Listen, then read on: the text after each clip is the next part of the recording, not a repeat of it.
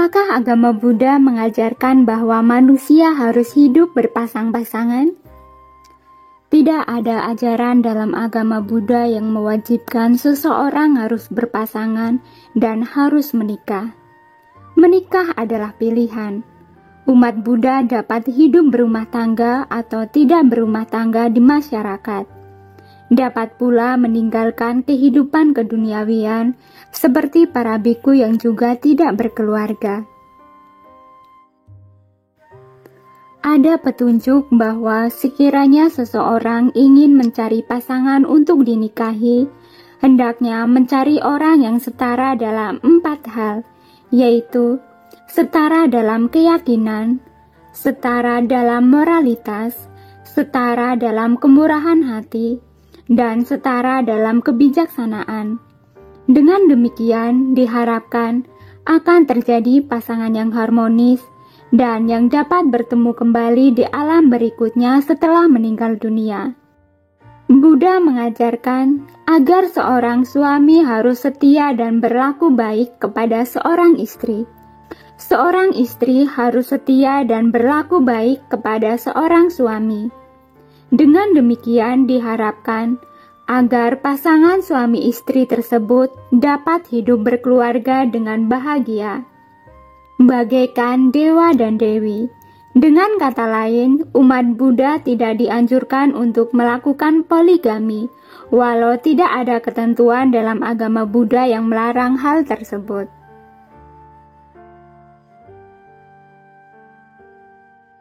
Apakah umat Buddha bercerai? Dalam agama Buddha, perkawinan bukan kewajiban terkait dengan agama, melainkan kesepakatan sosial antara 2 orang untuk hidup berkeluarga. Demikian pula dalam agama Buddha, tidak ada aturan tentang perceraian. Dalam Sigalowada Sutta diajarkan tentang kewajiban suami terhadap istri dan kewajiban istri terhadap suami, agar tercipta keluarga yang bahagia. Perceraian adalah sesuatu yang tidak dianjurkan karena akan memberikan dampak yang besar kepada keluarga, khususnya kepada anak-anak. Namun dalam keadaan tertentu sesuai dengan peraturan yang berlaku, perceraian dimungkinkan. Misalkan, apabila perkawinan memberikan penderitaan yang tidak dapat lagi tertanggungkan, atau apabila perkawinan itu menyebabkan satu atau kedua belah pihak tidak dapat menjalankan dhamma dengan baik. Namun setelah bercerai diharapkan kedua belah pihak tidak menjadi bermusuhan, terlebih bila sudah memiliki anak. Anak tetap harus mendapatkan kasih sayang dari kedua orang tuanya.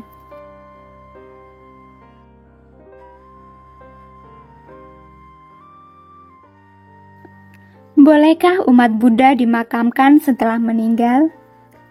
Tentu saja boleh, karena tidak ada keharusan bahwa seorang umat Buddha yang meninggal harus dikremasi atau diperabukan. Kremasi merupakan tradisi sejak zaman Buddha yang dilakukan pada umat Buddha yang meninggal. Tetapi boleh saja yang meninggal dimakamkan, atau dilakukan donor organ untuk kemanfaatan orang lain, atau donor jenazah untuk kepentingan ilmu pengetahuan. Abu kremasi dapat dilarung di laut atau diletakkan di tempat tertentu, di rumah atau di tempat yang menyediakan tempat penyimpanan abu. Apakah gunanya mempersembahkan makanan untuk yang meninggal?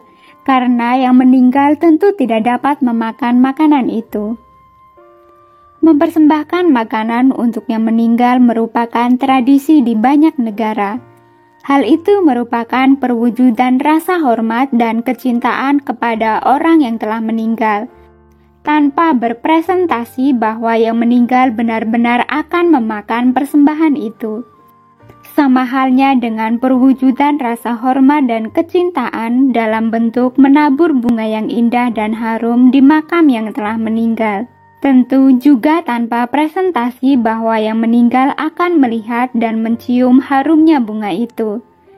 Ada sebagian orang yang berpendapat bahwa makanan yang telah dipersembahkan merupakan makanan sisa setan dan terasa hambar. Tentu saja ini pendapat yang keliru, karena secara logika makhluk halus tidak dapat memakan makanan manusia karena makanannya berbeda. Berkaitan dengan rasa hormat dan bakti kepada yang telah meninggal, dikenal pula adanya tradisi membakar rumah-rumahan yang terbuat dari kertas pada upacara kematian. Sesuai dengan perkembangan zaman, saat ini yang dibakar bukan hanya rumah kertas, tetapi juga mobil, televisi, komputer, tablet yang semuanya terbuat dari kertas. Dalam agama Buddha tidak dikenal tradisi demikian, dan agar dapat menyampaikan hal yang baik kepada yang telah meninggal, dianjurkan untuk melakukan patidana. Patidana adalah melakukan perbuatan bajik kepada sangga atau orang-orang yang membutuhkan berupa dana makanan, dana pakaian, dana tempat tinggal, dana dhamma, misalnya dengan mencetak buku berisikan ajaran Buddha, dan lain sebagainya. Setelah itu, jasa kebajikan yang diperoleh dilimpahkan kepada yang telah meninggal. Diharapkan yang meninggal merasa bergembira dengan pelimpahan jasa itu, sehingga tercipta kondisi yang baik sesuai dengan kebajikan yang dilimpahkan itu. Sebagaimana air hujan yang turun di dataran tinggi, mengalir ke tempat rendah, demikianlah persembahan yang disampaikan oleh sanak keluarga dari alam manusia akan menuju ke para mendiang. Sebagaimana sungai yang meluap airnya akan mengalir memenuhi lautan, demikianlah persembahan yang disampaikan oleh sanak keluarga dari alam manusia akan menuju ke para mendiang.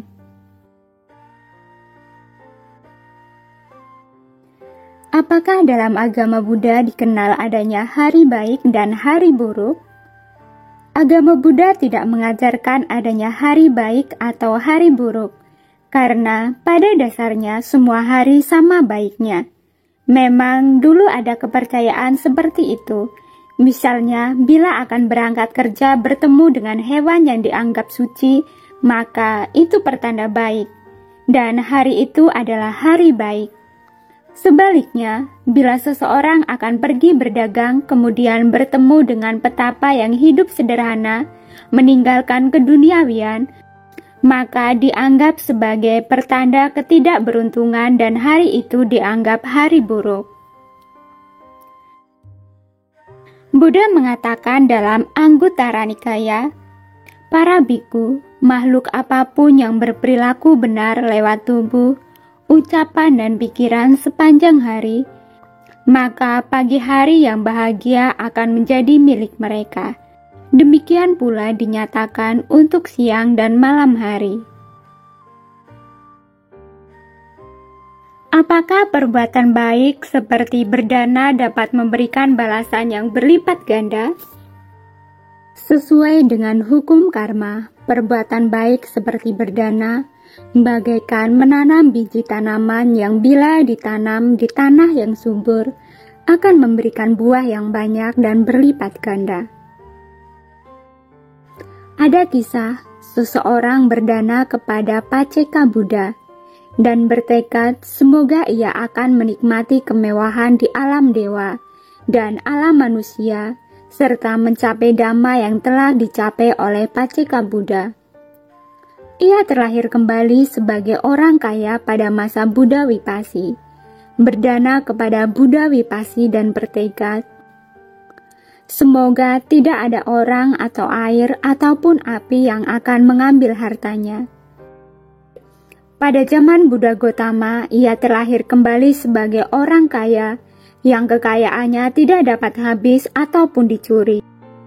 Akhirnya ia menjadi biku, berlatih dengan tekun dan menjadi seorang arahat atau seseorang yang mencapai kesucian tertinggi yang dikenal dengan nama Tera Jotika. Terima kasih sudah menonton, semoga bermanfaat dan semoga Anda berbahagia.